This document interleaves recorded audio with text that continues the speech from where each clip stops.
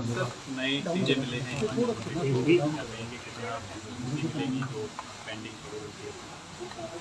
देखिए, आज ये सीजीए का शपथ समारोह है और शपथ समारोह में जो एक हमारा रिवाज है उस दृष्टिकोण से आज हमने शपथ ली है और मैं कल ही दिल्ली में शपथ ग्रहण समारोह में भाग लेने गया।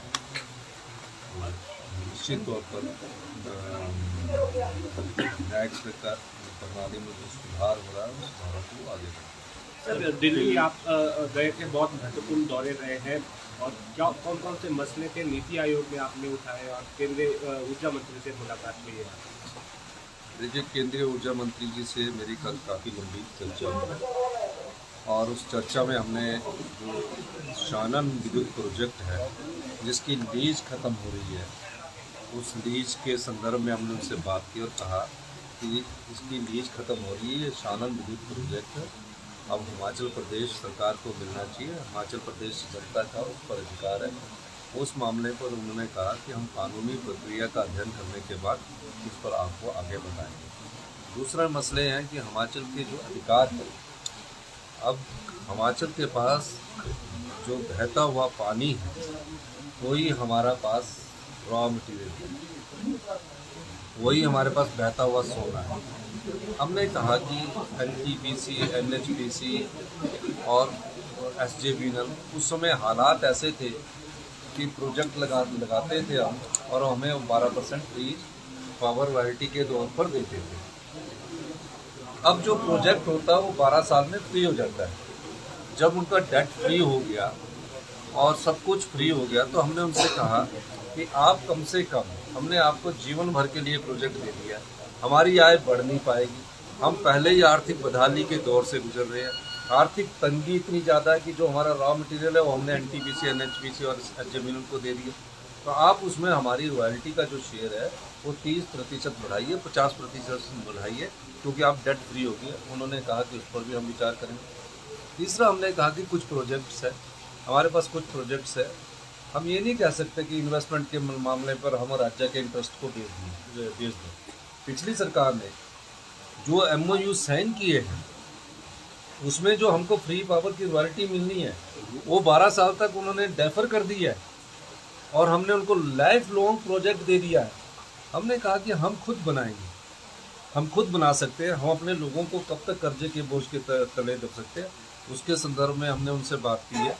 और मेरा ये मानना है कि हमारी सरकार गंभीरता से विचार कर रही है कि और प्रोजेक्ट हम तभी आगे देंगे जहां हमारे को फ्री रॉयल्टी की परसेंटेज ज़्यादा मिलेगी और जिससे हमारी आय होगी। इस दृष्टिकोण से मैंने उनसे बात की। फिर से दिल्ली जा रहे हैं तो मंत्रिमंडल की संभावना नहीं, तक है? आज मैं फिर से मंत्रिमंडल की संभावना तो हमेशा रहती ही है, कब तक होने? लेकिन आज हमारी फाइनेंस मिनिस्टर से बातचीत है। 2022-23 में हमारे जो लोन की लिमिट थी वो 14,500 करोड़ रुपये थी। हमारी सरकार को बने हुए 5 महीने आए, उन 14,500 करोड़ में से उन्होंने 5,500 करोड़ हमारी लोन की लिमिट को कम कर दिया। और जो हम NPA के रूप में मार्च में जो 1780 करोड़ रुपया पेंशन के लिए देते थे उसके मैचिंग ग्रांट वो हमको और देते थे, वो भी उन्होंने उसको रोक दिया। हमने फाइनेंस मिनिस्टर से टाइम लिया है और इस संदर्भ में मैं पूरे अधिकारियों की टीम के साथ आज शाम को हमारी दिल्ली में फाइनेंस मिनिस्टर से मुलाकात है। दूसरी मुलाकात हमारी फॉरेस्ट एनवायरनमेंट मिनिस्टर से है, क्योंकि हिमाचल की सारी भूमि फॉरेस्ट से संबंधित है। हमने Rajiv Gandhi day boarding school बनाने हैं, हमने हेलीपोर्ट बनाने हैं, हमारे बजट में प्रावधान किया गया है।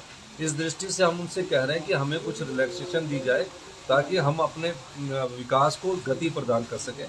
तो उनसे भी मेरी आज मुलाकात है। 2 मुलाकात के बाद फिर उनसे क्या निकलता है वो आने वाले समय ही दिखाएगा। सर, डॉक्टर स्ट्राइक पर MP बन गया है, क्या पुनर्विचार करेगी बहाल करने का?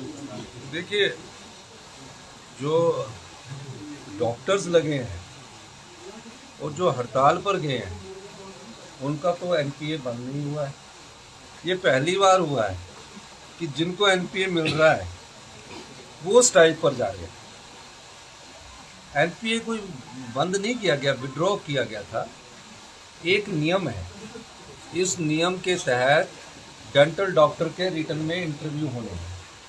डेंटल डॉक्टर का एक डेपुटेशन हम लोगों से मिला, उन्होंने कहा कि पिछले 2-3 साल से पोस्टें नहीं निकल रही है, आप कृपया करके डेंटल डॉक्टर की कुछ पोस्टें निकालिए।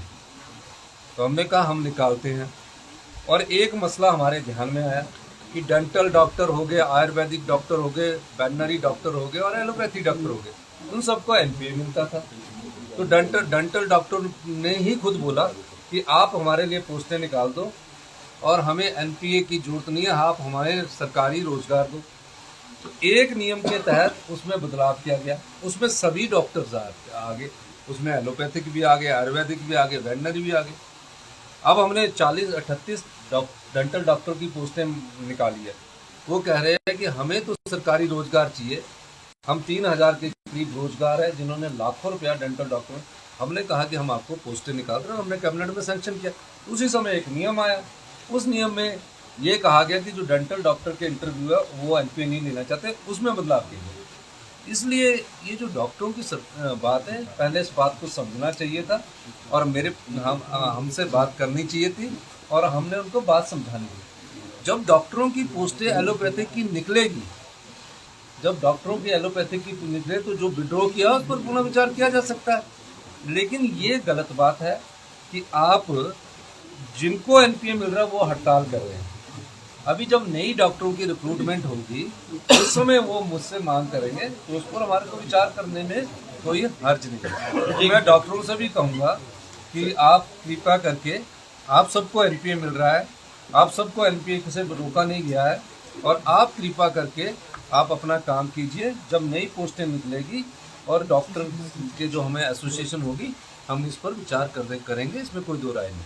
Thank you sir.